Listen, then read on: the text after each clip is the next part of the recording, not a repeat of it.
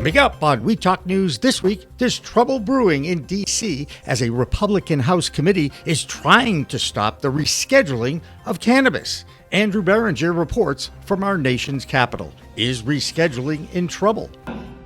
We have this whole process where we've acknowledged now that cannabis is less harmful and less dangerous than we thought it once was. But guess what's more dangerous than cannabis? Cannabis criminalization. Okay, so maybe the focus for the cannabis industry should be on descheduling. Isn't that what the industry wanted all along? And what impact will overturning a law that has stood for 40 years have on the rescheduling process, and why? Plus, New York is slowly settling into their adult use market and rules, but there is still tension in the Control Commission in that Empire State as they continue to shut down the thousands of illegal operators. And only days remain to get your public comment into the DEA about rescheduling, and I'll have a special editorial in the news this week with Cannabis Media's comment in a 3-part editorial. All that and state-by-state cannabis news on We Talk News with Alaina Pinto. Next.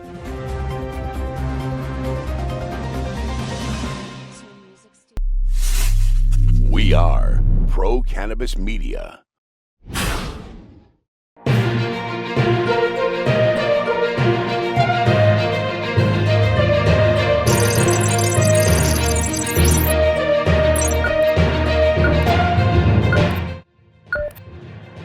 Hi, everyone. Welcome to We Talk News, Cannabis Media's production of cannabis news from coast to coast.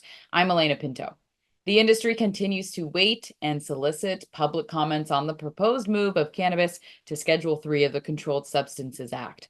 July 22nd is the deadline. So if you haven't shared your thoughts, click on the link or connect on the QR code to get directly to the regulations.gov page where you can enter your comments. All right, even though 97% of those comments have been positive, there is now a Republican-led movement in the House to block the rescheduling process altogether. Couple that with a Supreme Court decision to overturn a 40-year law that might also delay or outright block the move. There has been a lot going on in Washington, D.C. over the past few weeks, so here's Andrew Behringer. I'm Andrew Behringer, and this is the DC Area Report for We Talk News. The Supreme Court overturns the Chevron doctrine. In recent developments coming from the Supreme Court, the cannabis industry faces regulatory uncertainty in a landmark 6-3 decision where the Supreme Court has overturned the Chevron doctrine, a 40-year-old legal principle that required courts to defer to federal agencies' interpretations of certain laws. Now, this ruling significantly limits administrative state authority and has far-reaching implications, particularly for the cannabis industry. This decision has sparked debate among many experts about its impact on cannabis rescheduling efforts.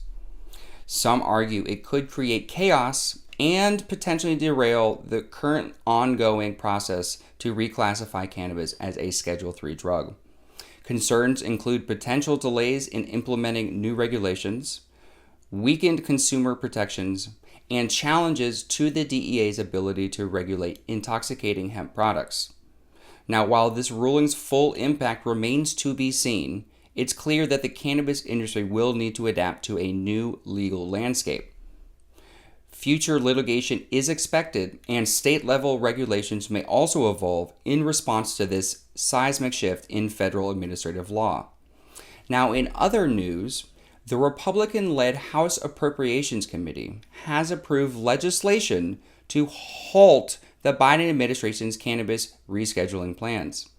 This amendment to the funding bill prohibits the Department of Justice from spending federal funds to reschedule cannabis under the current Controlled Substances Act. Now, this move could deal a blow to the regulated cannabis industry, which stood to benefit from potential tax code changes. An additional amendment by Representative Barbara Lee to protect state and tribal cannabis programs was rejected, despite bipartisan support. The committee's action highlights the ongoing political divide over cannabis policy and present a major obstacle to federal cannabis reform efforts. For more on rescheduling and its potential impact on social equity, we now go to Cannabis Media founder Jimmy Young. Thanks, Andrew. I'm PCM Founder Jimmy Young, and yes, that public comment period is still open until July 22nd. We are sharing the QR code link that takes you right to that website on the screen for as much of this news show as we possibly can. Now, if you haven't already, please take the time to join the over 30,000 people who've already sent in their comments. I posted Cannabis Media's comment on a LinkedIn page this week, and I will have a 3-part editorial at the end of the A, the B, and the C blocks in this week's We Talk News. Now, I recently attended a very impressive crash course on the state of cannabis advocacy run by the Parabola Center of Boston in Providence, Rhode Island, this past weekend. And I am excited for you all joining this crash course today to think through how we can get that done. I'm so proud to be in this fight with all of you. Get out there, learn a lot, and go change the world. If anyone's going to do that, it's the Parabola Center of Boston, founded by former Cannabis Control Commissioner Shalene Title. Their mission is to provide everyone with education and access and expertise to support cannabis legalization policies that put people over profits. Once prohibition is removed, our systems now in 2024 are set up to immediately lead all the way up in harms to unchecked corporate power, and those harms are going to be at the same level as prohibition if we don't stop it.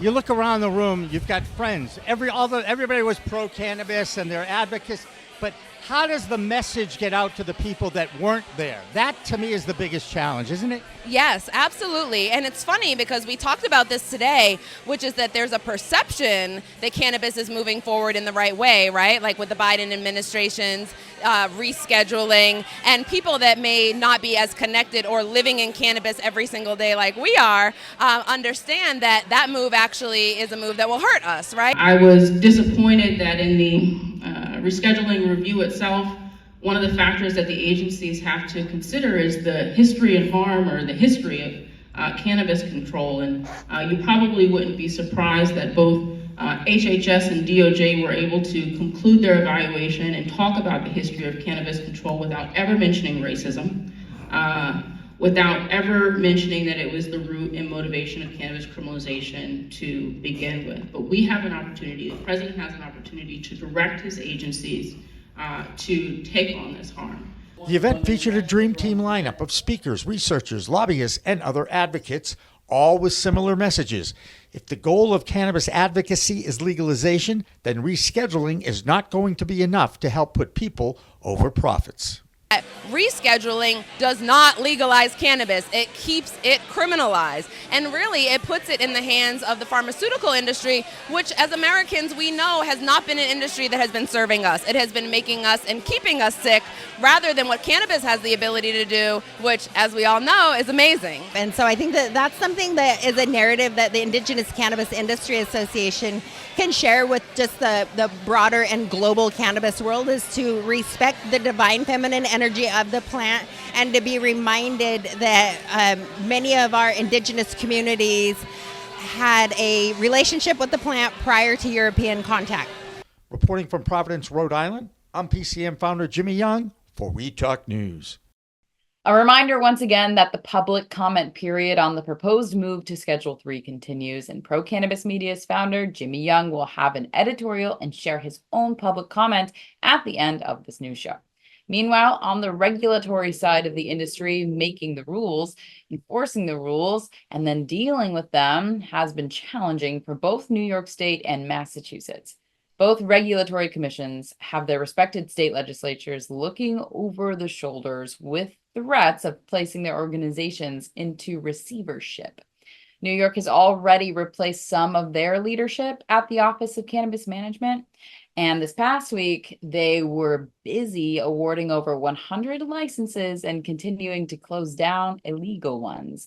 The Empire State now has 144 operational licensed dispensaries, and the OCM has issued over 720 permits during this calendar year alone. That number does not include the conditional 463 adult use permits for social equity retailers. The new interim director of New York's Office of Cannabis Management, Felicia Reed, is hoping to keep this regular licensing effort open. New York did close down on one illegal dispensary, the town of New Scotland in Albany County, as Smoke Right finally gets shut down after inspectors found cannabis and psilocybin in some of their products for sale. In Massachusetts, the State House continues to threaten putting the Cannabis Control Commission into receivership, but that has not happened yet. Licensing awards to the existing medical dispensaries was Arizona's attempt at getting it right. So here's Karen Black with the... I'm Karen Black from Greenfinger Consulting with the Arizona Cannabis Report for Weed Talk News. Forefront Ventures Corp is at the forefront of this week's Arizona report for two reasons. First, the Phoenix-based MSO announced on June 26th it would sell shares totaling just over 5 million Canadian dollars. Then they revoked the offer 8 days later, citing market conditions and uncertainty over U.S. federal regulations. Secondly, Forefront co-founder and past president Chris Crane was named chairman of the board, replacing Robert Hunt. Mr. Hunt stepped down with no public reason given, though we're told the split was amicable. Dab Day brought bad news for Dime Industries. The company, which does business as Nature's Wonder, voluntarily recalled some of its Mint OG concentrate extract. It tested positive for piperonyl butoxide, a pesticide that can cause everything from mild itching to vomiting. No illnesses have been reported. The batch ID is MOGBL0405. Speaking of Dab Day, Trulieve and Abundant Organics hosted a dabbed and sizzled dinner on July 10th in Chandler, Arizona. Diners were treated to authentic Brazilian cuisine paired with curated concentrates. As for other cannabis activities, the Hemp Industry Trade Association of Arizona is hosting a networking function this coming Tuesday in Central Phoenix. The Wesson Gun Equality Act's petition to legalize gun ownership for Arizona medical marijuana cardholders without felonies or major mental health issues is now on change.org. If you're an Arizona resident, search for John Taylor or scan the QR code on your screen to sign and support this important effort. That's the Arizona Cannabis Report. I'm Karen Black from Greenfinger Consulting, reporting for Weed Talk News. One state that won't even get a medical program going is North Carolina. Sure enough, for the third straight year, the proposal for a medicinal program got shut down by that legislature just when it looked like there was some hope. 4 other states have cannabis questions on the ballots this fall. Arkansas is looking to expand its program. North Dakota is looking to launch. Nebraska is trying to launch a medicinal program. And of course, the battle in Florida continues. The Smart and Safe Florida movement welcomed another $1 million donation for the cost from the nation's largest multi-state operator, Trulieve. Trulieve is based in the Sunshine State. So speaking, though, of sunshine, it's been really hot in Nevada over the past week, with temperatures hovering over around 150 degrees. So let's check in with Tina Tasaka in Nevada to see where that state has opened social clubs, but business is not exactly booming in Las Vegas, where there are now a handful of places to socialize and enjoy. So here's Tina with all that. I'm Tina Tasaka with 420 Technologies, and this is the Nevada Report for Weed Talk News. We're back. Here's the latest news in consumption lounges. Nevada Cannabis Board disqualifies 60% of social equity lounge applicants, citing residency issues. An internal audit by the Cannabis Control Board, CCB, found that 6 Nevada cannabis applicants failed to meet stringent social equity criteria, leading to their disqualification. The audit called by CCB Executive Director James Hum revealed discrepancies in residency documentation required under social equity provisions. These provisions, known since 2022, are designed to benefit individuals and communities disproportionately impacted by previous cannabis prohibition laws. Applicants were required to meet criteria related to ownership, residency in areas affected by high poverty and arrest rates, and a history with cannabis-related offenses. The disqualified applicants did not meet these qualifications, highlighting the need to maintain the integrity of the licensing process. We have previously reported on the Diamond Shrooms brand, and in the state of Arizona, 4 people were sickened. Just 12 days ago, it got a lot worse in Nevada. The U.S. Food and Drugs Administration, FDA, has issued a recall for all flavors of the Diamond Shrooms brand, which includes chocolate bars, infused cones, and extreme gummies. The Nevada Cannabis Compliance Board has reported that 39 people have fallen ill after consuming these products, with 23 requiring hospitalization. The FDA discovered substances such as 4-acetoxy-DMT and Cavine in the products. Affected individuals in 20 states reported symptoms including seizures, depression, agitation, abnormal heart rates, blood pressure, nausea, and vomiting. The FDA advises consumers to avoid Diamond Shrooms products and return them for a refund, and recommends that retailers cease selling them. Parents and caregivers should inform young adults and children about the recall due to the product's potential appeal to younger individuals. Do you love poker? Do you love Saturday night? Well then, come out and support your Chamber of Cannabis on July 20th in Las Vegas for the High Rollin' with the Chamber. Registration begins at 6 p.m. and the games begin at 6:30 at the Sahara Casino Poker Room. For more information, please see the Chamber of Cannabis website or Instagram. That's it for the 702. I'm Tina Tasaka with 420 Technologies and Weed Talk News. That'll do it for the A block or first section of Weed Talk News. We have plenty more ahead of us. Now it's time for an editorial from Cannabis Media. I'm Jimmy Young, founder of Cannabis Media, a production group that tells the stories of the cannabis industry in their own words. So, thank you, DEA, for allowing the public to comment on the proposed rescheduling of cannabis to Schedule 3 of the Controlled Substances Act.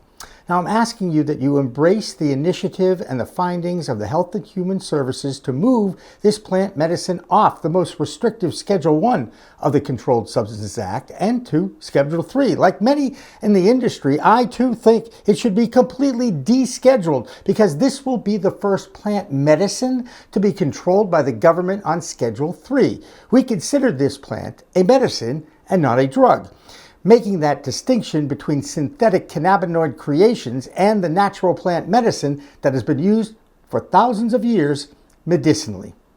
In fact, I believe all drugs on the CSA should be reviewed and placed in new proper scheduling categories that fit its effects based on the science and research that exists now. Think about the CSA origins with the disgraced President Richard Nixon, who signed that bill into law in 1970. Do you think we've learned more about these substances over the past few decades? Of course we have. The placement of cannabis in Schedule 1 alongside heroin, LSD, and ecstasy, showed a total misunderstanding of the plant and how people have used it medicinally for centuries. Did you know that graduates of our oldest medical schools wrote 5 million prescriptions for cannabis between 1900 and 1910? Now, most of those were written prior to 1906, when cannabis was listed as a poison before the passing of the Pure Food and Drug Act, paving the way for prohibition. Prohibiting it, however, was even more of a mistake because that decision was based on money, greed, preserving the pulp industry, maintaining racial segregation in the South, and growing distrust towards the anti-war protesters at that time. Mr. Nixon referred to those as long-haired hippies of the 60s.